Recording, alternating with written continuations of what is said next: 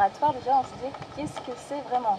Vers l'art vibratoire avec mes premiers pigments, mais en étant dans l'être, je dirais que ça s'est produit, une matière, un support, des couleurs, et sans mettre le mental dedans, en fait, il se passe vraiment quelque chose dans la vibration que l'art provoque. Hein. C'est comme un langage créatif.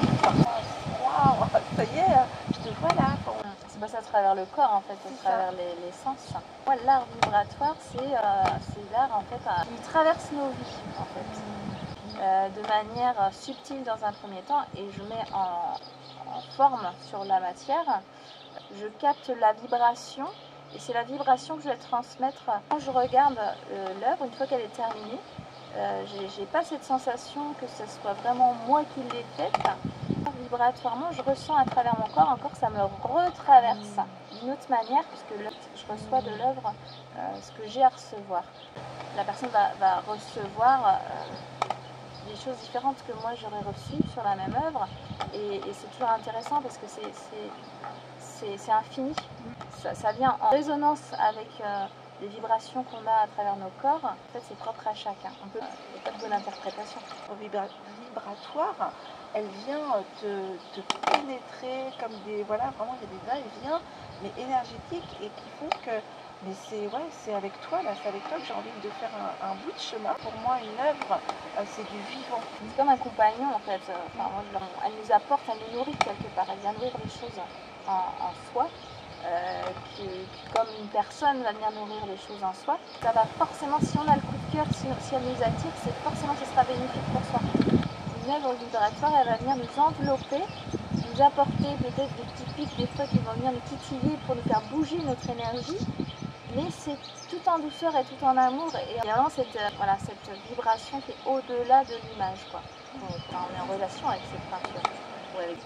Est-ce que moi, ce que j'entendais en tout cas de cette personne, c'est qu'elle voulait savoir si on avait un parcours vraiment dans quelque chose de théorique, technique, peut-être les beaux-arts, quelque chose comme ça. Pour moi, alors s'il pourrait y avoir une technique, ça serait d'être à l'écoute.